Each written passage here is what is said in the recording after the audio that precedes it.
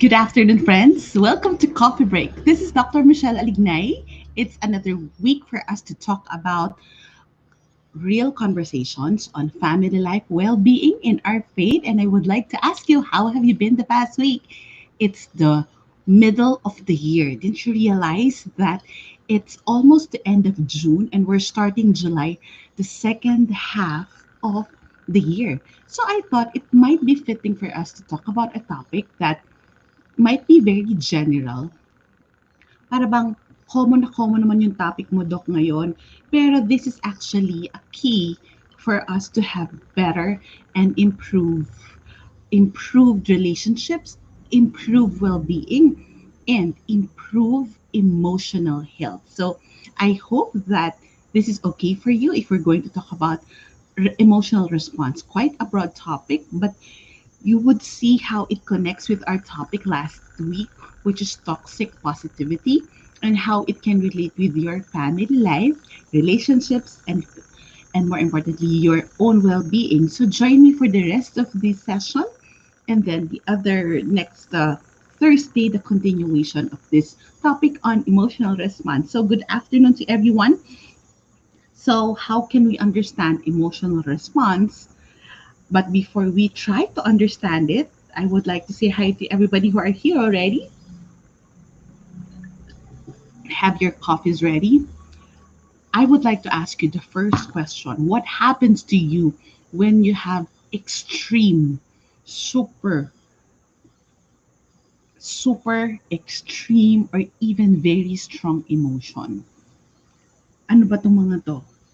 What are the most common emotions that you have? Can you share with me? Can you put that in the comment?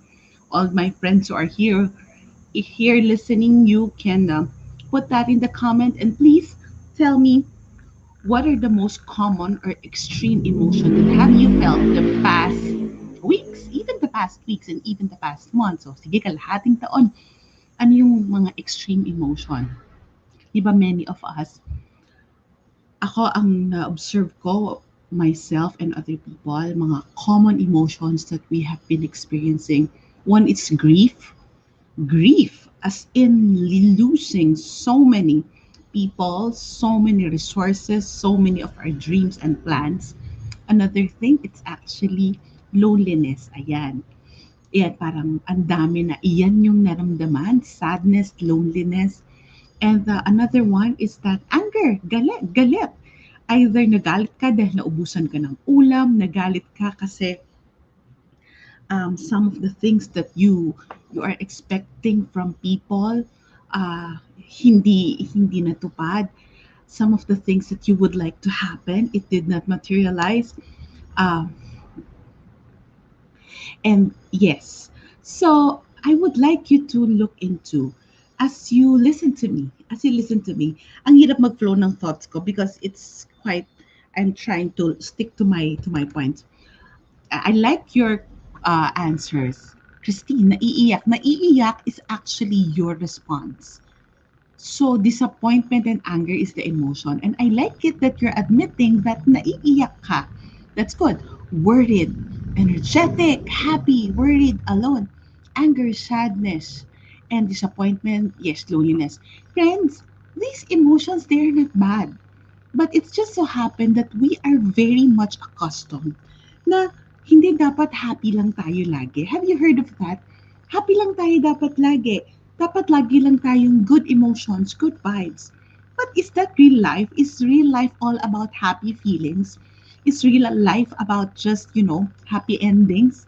Hindi naman, di ba? It's actually a mixture of both the pleasant and the unpleasant. Hi, Karen.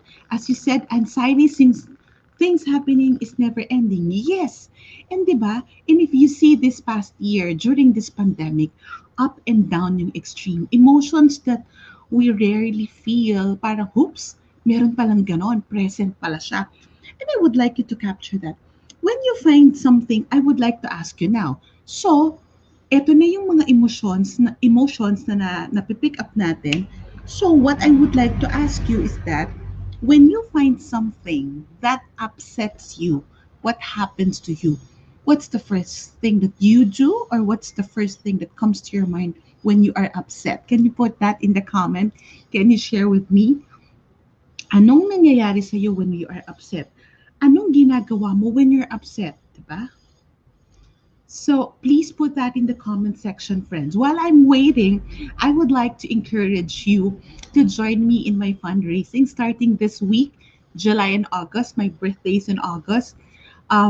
The funds that you will be sending, the stars you will be sending, I will donate it to the Mercy Ministry of Brother Bo Sanchez.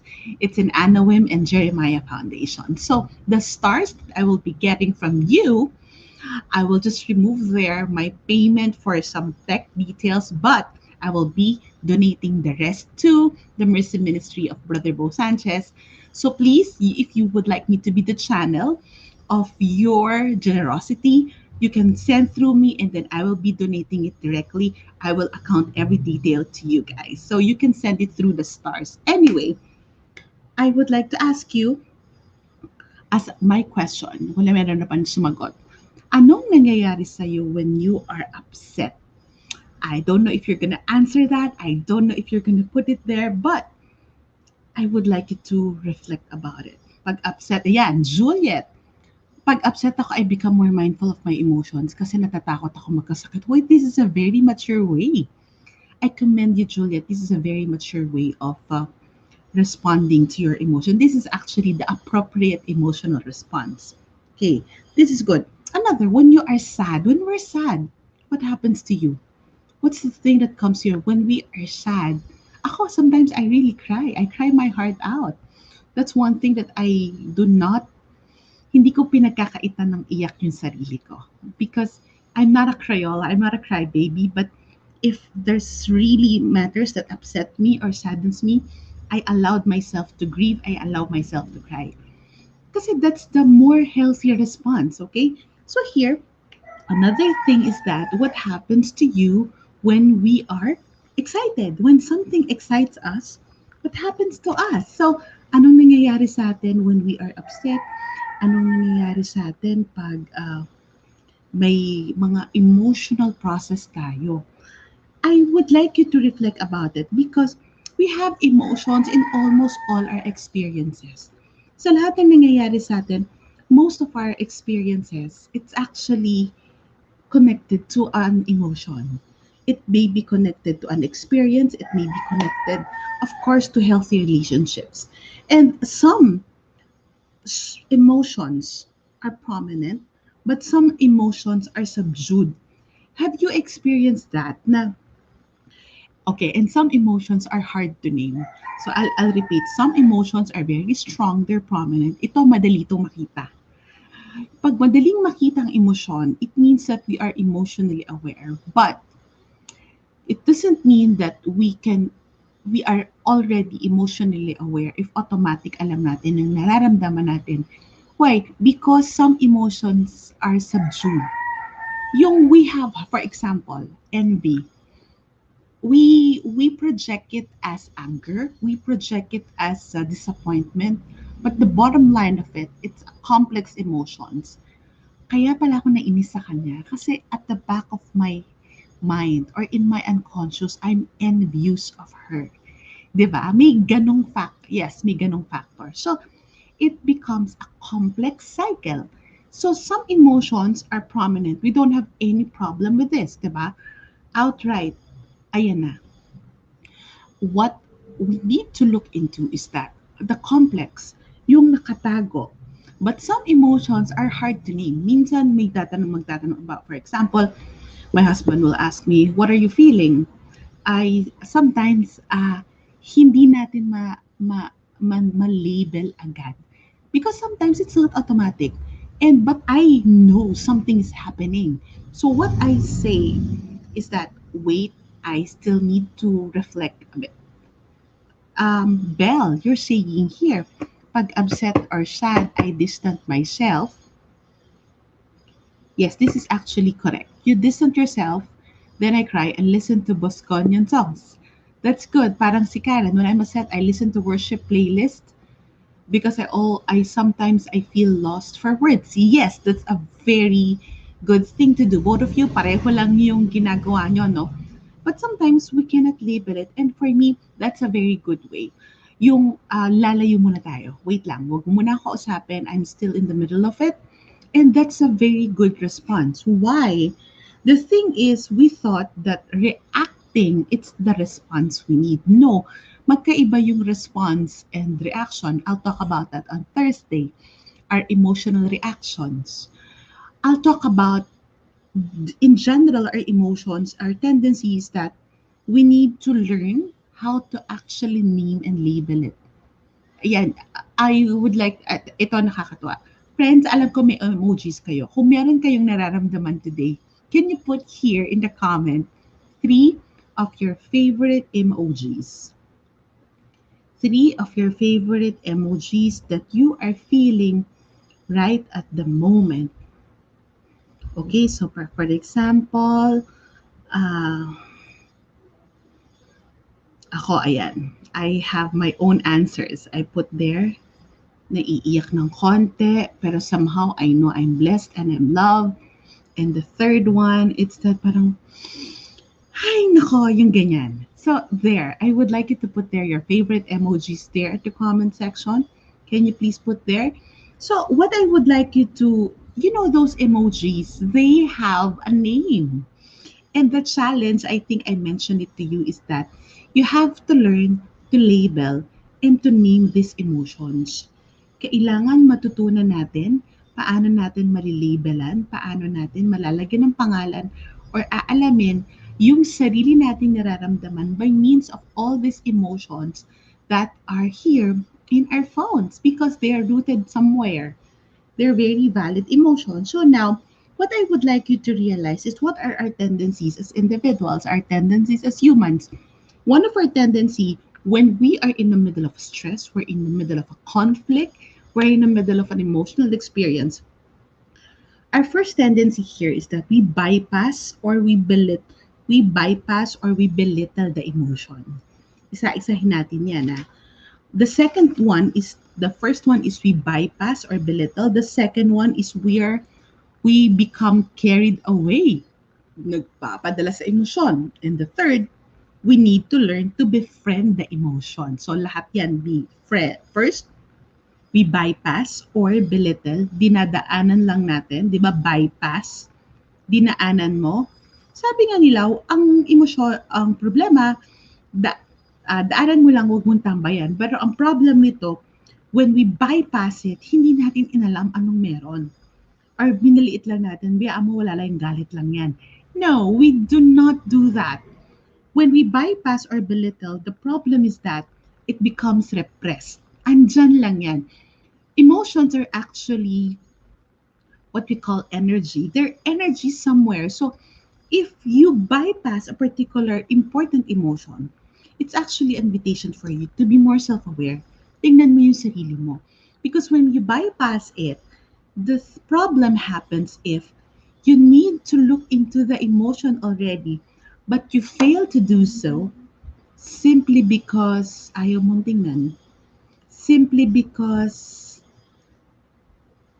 you are afraid to admit that you do not like what you might see, or you do not want to be on that unpleasant situation. Ayoko nang nasasaktan. Ayoko nang nahihirapan. Ayoko nang ramdaman yan. Nangyari na sa akin yan dati. Ayoko na dyan. Yes, it's okay to move out, but we cannot move out without being there. Am I making sense, friends? Are you still with me? So, the key here is that we tell ourselves, I should not belittle my emotion. I respect my emotion. That's the tool I need you to learn. We do not bypass, we do not belittle, but we acknowledge and we respect our emotion because it's very critical for us to create that appropriate emotional response.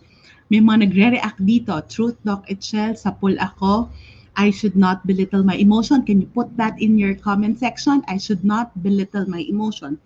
And why you cannot belittle it? Because it's there. And by the way, it's yours.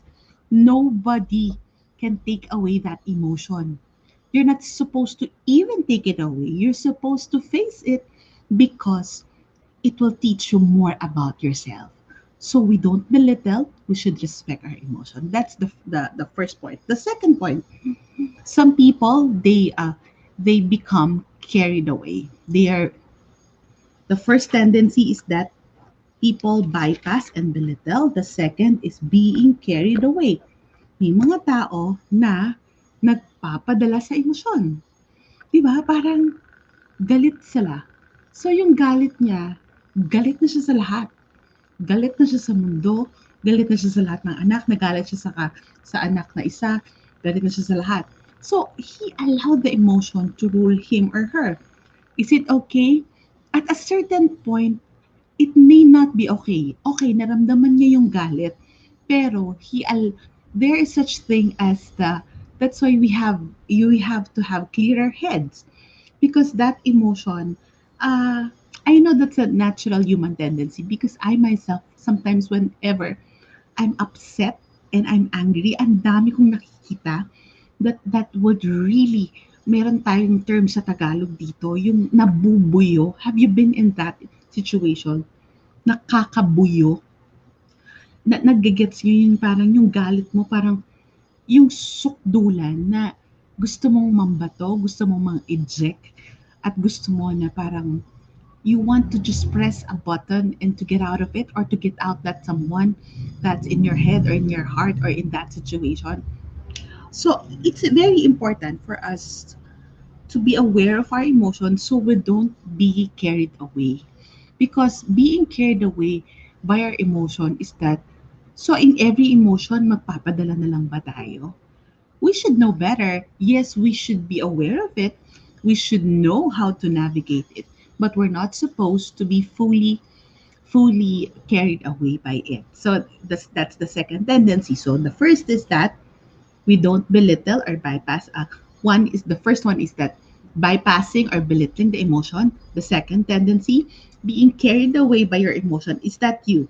I would like to ask you, friends, have you ever been carried away by an emotion?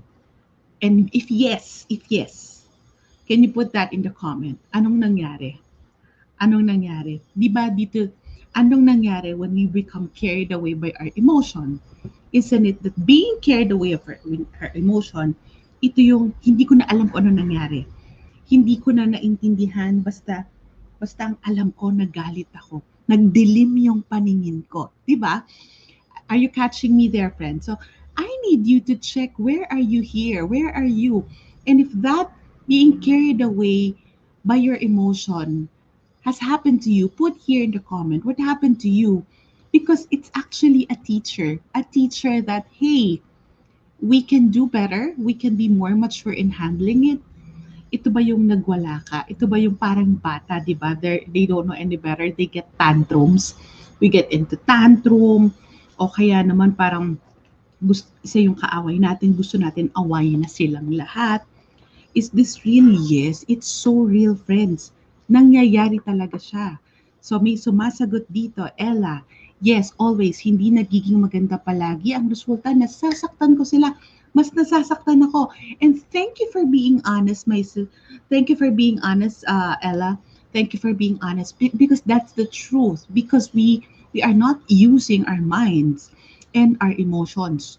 If you get carried away, yes, it can only worsen the situation or there's more complexity that's coming out.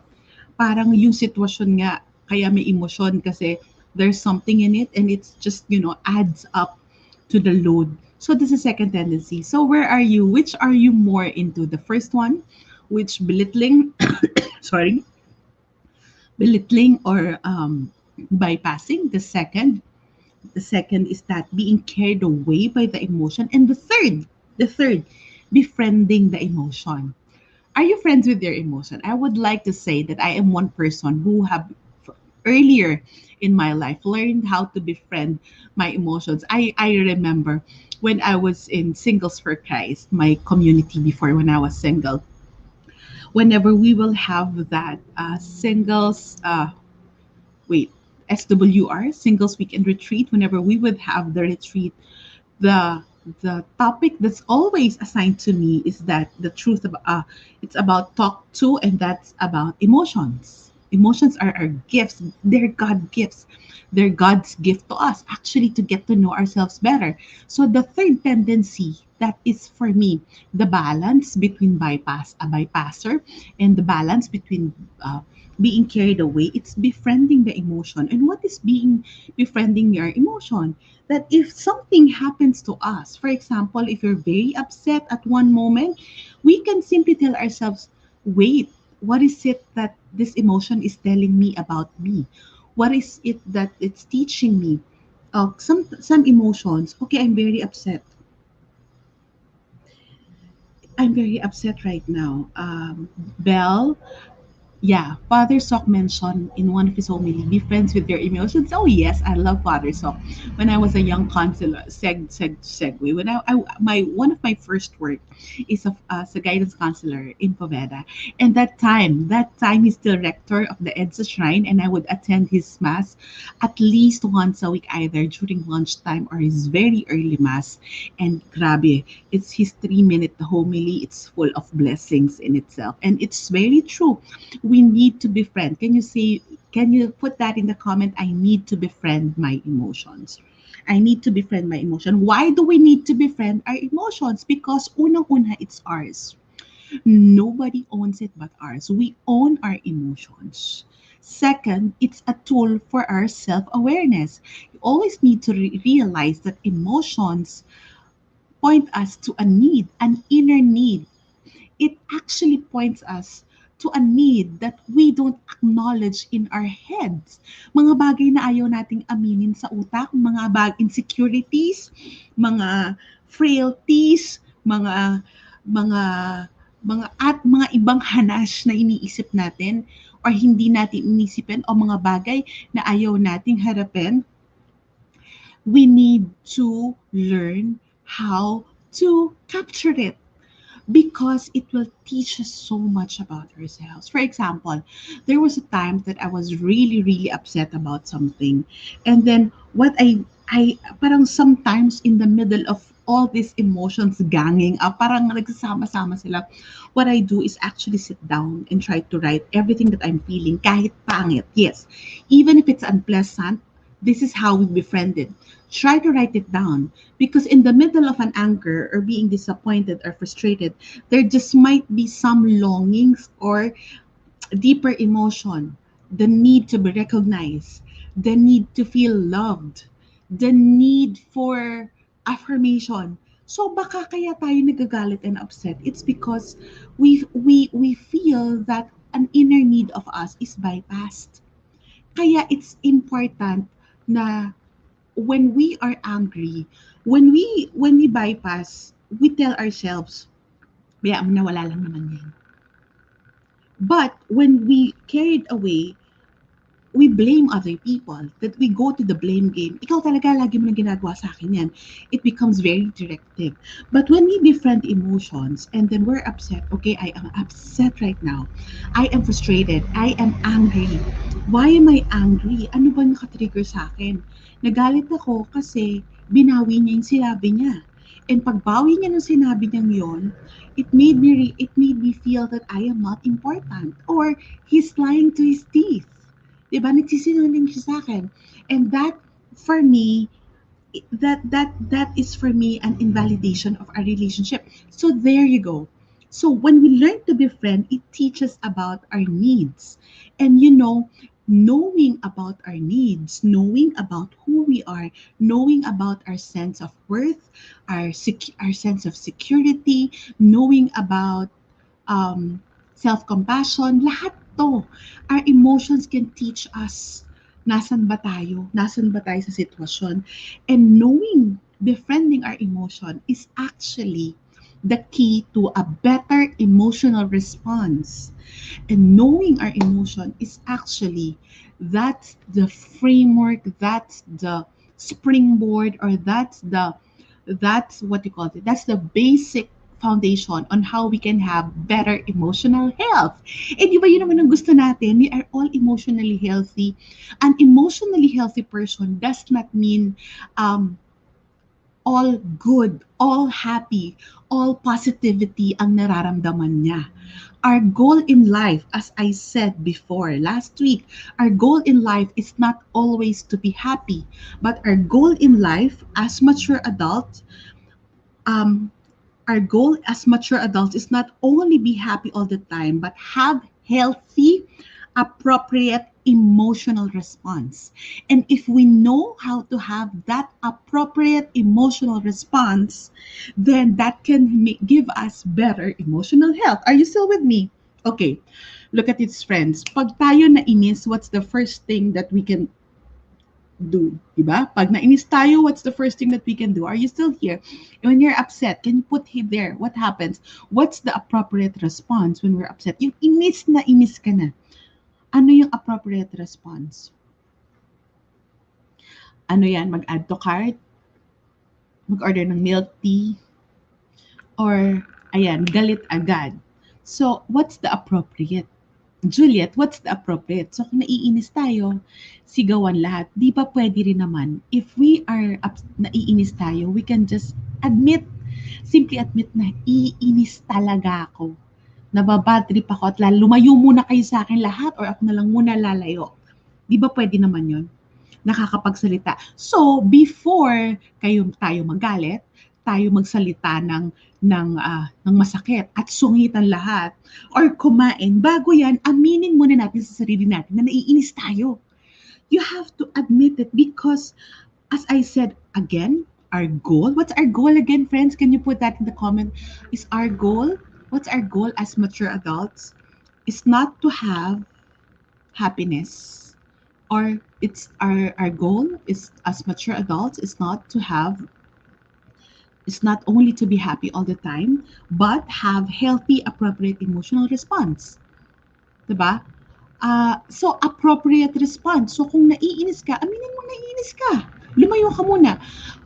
But some people, why am I saying this? There are people who don't know any better. When they're upset, they deny it. When they're upset, sinisisi nila yung ibang tao. When they're upset, uh, uh, oh, this is nice, Sir John. Admit what you felt, walk, breathe, drink water, count 1 to 10, then analyze if you still feel the same way. That's a very mature emotional response. Thank you, Belle, for putting it in words. Our goal is not to have happiness, but have healthy and appropriate emotional response. Kasi ang buhay, yes, because the happiness as a feeling, hindi naman yun yung goal natin. Happiness is actually not only a feeling, but an end state. It's life satisfaction. That's another topic. Pero I would like you to realize that our emotional health is very critical. Madalas natin binabypass yan. Kasi parang wala lang, emotions lang yan. Emotional health is our own ability to appropriately express feelings and cope with different emotional situation.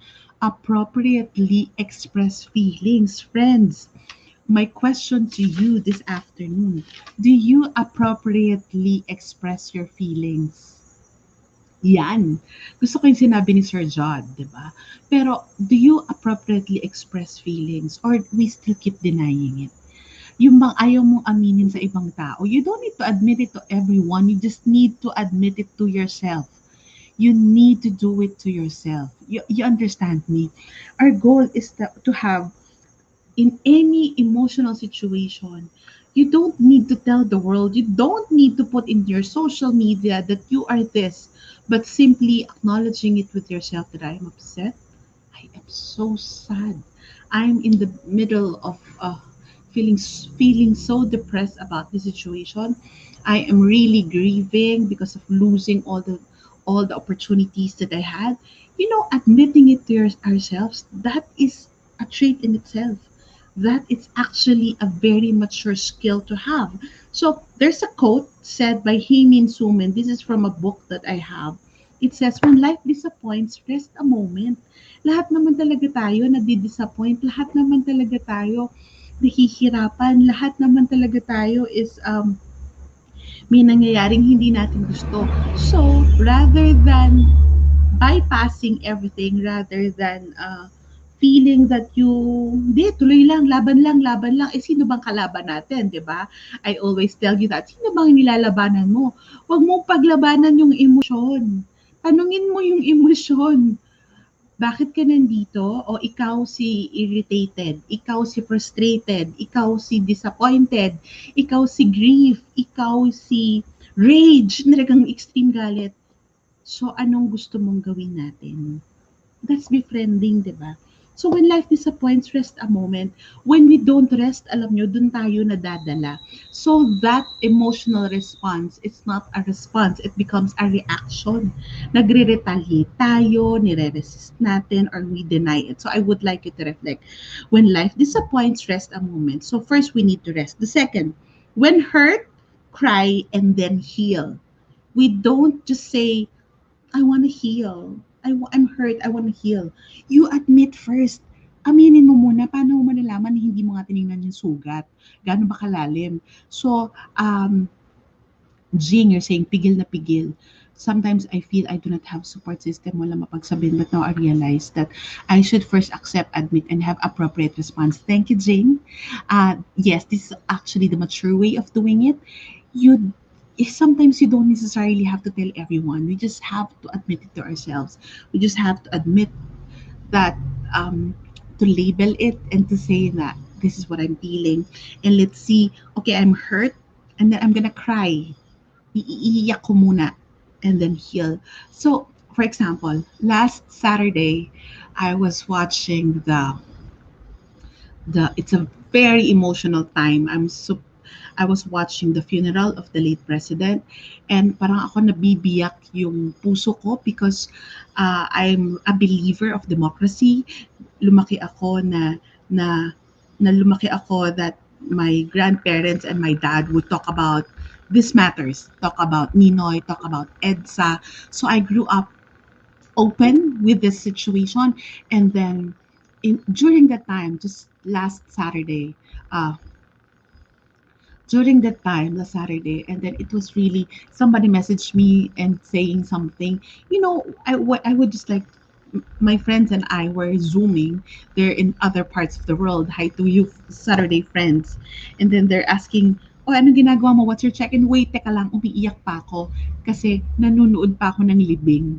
And then they were telling me na, "Bilis, i-zoom mo na yung libing, i-share mo na sa amin." You know, that's how it is. We admit I'm still grieving, even though that hindi naman kami close, but I am a believer and I'm a voter of the late president. But it's lost, losing a good man and grieving not because of him but because of the state of our country. So grieving, because when hurt, cry and then heal. We cannot heal what we feel we cannot heal. Have you? I think I've sent you that. What we feel, we cannot heal. So you have to feel, we can heal. And I think healing, it's a process. Hindi yan automatic, di ba? Another one, when lost, grieve, then learn again. When lost, grieve. Iyakan mo yung lost mo. May nawala ba tayo nung maliit tayo, di ba? I remember the first time I lost a wallet. I think it only have 20 pesos inside, but I was grieving. I really cried because it's important. When I lost my son because of childbirth, that's a different thing altogether. I cried so hard. And I have to learn new things again to be able to pick up the pieces. So, hindi pwedeng automatic na may solution here. For me, an appropriate emotional response is trying to, this is what happened, be at that present emotional state and then do something. We cannot just have what is happening and automatically, ay, ito na yung solusyon. It's not a one size fits all. It's not a plus minus equals. No. Emotional maturity is not like that. So, and the last one, as I said, when life disappoints, rest a moment. When hurt, cry and then heal, because what we heal we can feel, what we feel we can heal. And then the third, when lost, grieve, then learn again. Are you still with me? Um, and then last one, when afraid, acknowledge that you are afraid so you can have faith. Because I some people. 'Pag natatakot ako, hindi, wala yan, kaya ni Lord yan. 'Pag sinabi na nilang wala yan, it's belittling already the emotion. So, I'm afraid. Why am I afraid? Because I might lose it. This might happen to me, okay? We acknowledge it and then, okay, let's have faith. Lord, I am afraid right now. I would like to surrender everything to you. Diba? Yun yung sinasabing faith over fear. Pero faith over. But there's the process of over.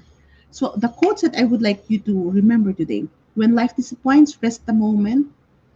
What we can feel, we can heal. And when we have fear, we can have faith, right? So faith over fear.